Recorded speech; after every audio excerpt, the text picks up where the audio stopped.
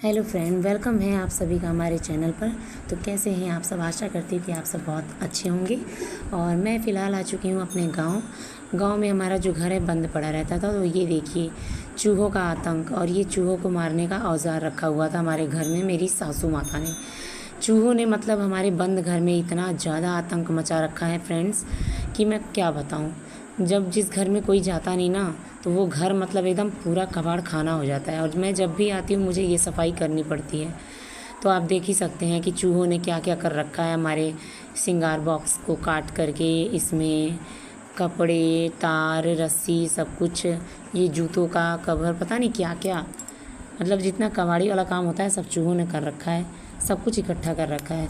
फिर उसके बाद में मैंने कर ली सफाई, और सफाई के साथ साथ मैंने फिर यहाँ पर बाहर पानी से आंगन को धोया। और मेरा बेटा भी साथ में लगा हुआ था मेरी हेल्प में। तो जब तक हम लोग साफ़ सफाई नहीं करते तब तक हम लोग को चैन नहीं मिलता, क्योंकि साफ़ सफाई होने के बाद ही हम चैन से थोड़ा सा 2 घंटे के लिए आराम कर सकते हैं। घर में अगर गंदगी पड़ी रहे तो नींद तो वैसे भी नहीं आने वाली। क्या और बोल यहाँ रहे हैं मेरा भाई? बेटा क्या कह रहा है, सुनिए। अच्छा।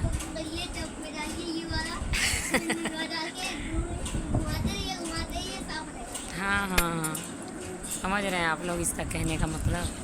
कह रहे हैं कि जो चक्का है इसका जो रिंग है उसी में कपड़ा डालिए और उसकी हैंडल को घुमाते रहिए, जल्दी घुमाते रहिए, अपना कपड़ा कुछ। धुल जाएगा। क्या दिमाग है मेरे बेटे का, वाह। फिर आ गई हूँ मैं यहाँ पर खाना बनाने के लिए चूल्हे पे। तो आप देख सकते हैं कि मैं खाना बना रही हूँ, और धुआं भी बहुत लग रहा था आँख में। तो गैस तो था ही, पर गांव में आने के बाद में हम चूल्हे पर भी खाना ज़्यादातर बनाते हैं। और यहाँ पर मेरी बन रही है करेले की भुजिया। दाल चावल मैं पहले ही बना चुकी थी। और यहाँ पे बन रहा है भिंडी का चोखा। अभी मैं इसको बनाऊँगी और आपको भी दिखाऊँगी। हमारे यहाँ पर भिंडी का चोखा मैं तो बनाती हूँ, बाकी तो मैं सबका नहीं जानती, पर मुझे भी बहुत पसंद है। और यहाँ पर मैं नहा धोवा कर रही थी पूजा वगैरह करने के बाद में फिर मैं भिंडी का चोखा बनाऊँगी। नहा धोवा कर रेडी हो गई थी, और मैं आपको भी दिखाऊंगी फ्रेंड्स। कभी आप भी ट्राई कीजिएगा, आपको भी बहुत टेस्टी लगेगा और अच्छा लगता है। ऐसा होता है जिसके घर चूल्हे नहीं है, आग नहीं है, तो आप आग में नहीं तो गैस पे भी बना सकते हैं। तवा रख दीजिए, तवे पे सारी भिंडी को ढक करके पका लीजिए धीमी आंच पे अलट पलट करके, तो भी आप भिंडी का चोखा जो है बना सकते हैं। और फिर मैं ऐसे भिंडी को चाकू की मदद से छोटा छोटा इसका टुकड़ा करूँगी। और ये भिंडी 2 दिन की हो गई थी शायद, इसी की वजह से थोड़ा कुछ ज़्यादा ही मैंने इसको पका दिया, सूख गई। तो कोई बात नहीं, आप लोग ताज़ा भिंडी लाइएगा और ताज़ा भिंडी का बनाइएगा तो ज़्यादा अच्छा होगा। और फिर भी मैं आपको दिखा रही थी, आप एक बार देखिएगा, ट्राई करिएगा ज़रूर कि आपको कैसा लगता है।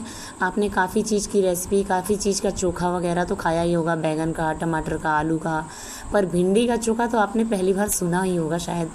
तो आप देखिएगा, कभी ट्राई कीजिएगा। मैं तो करेले का भी चोखा बनाती हूँ, उसका भी चोखा बहुत अच्छा लगता है, उसको भी ऐसे ही आग में पकाया जाता है।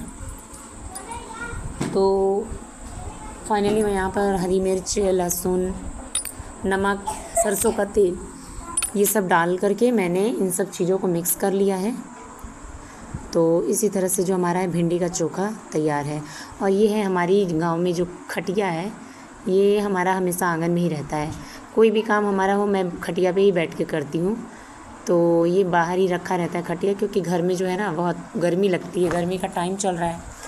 तो ये खटिया हम लोग बाहर ही रखते हैं, कोई भी आए जाए तो बैठने के लिए भी हो जाता है, और हम लोग भी बैठते हैं।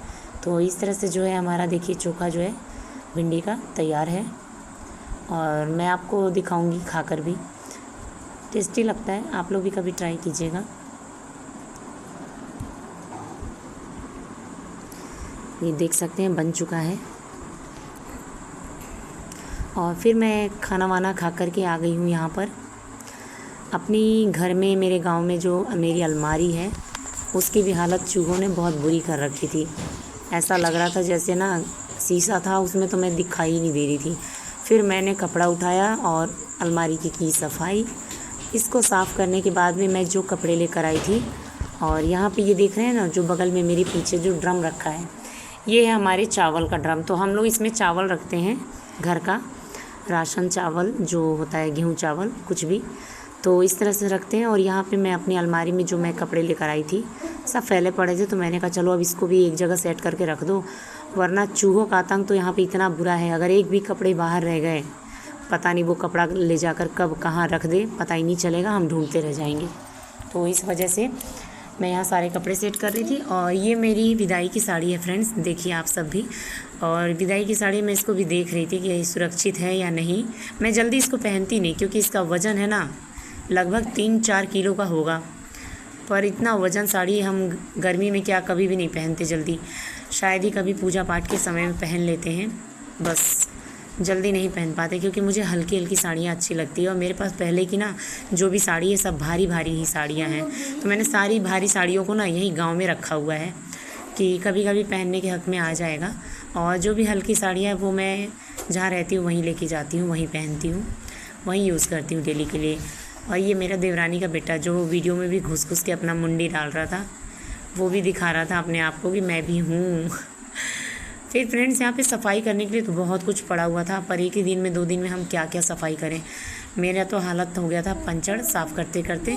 तो बस खाना वाना खा ही लिया था और अलमारी में मैंने सारे कपड़े सेट करके रख दिए थे।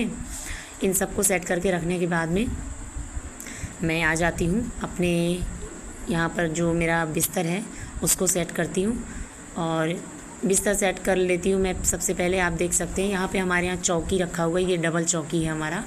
तो इस रूम में हमारी चौकी ही रहता है, बाकी सारे रूम में जो है खटिया वगैरह एक्स्ट्रा में रहती है।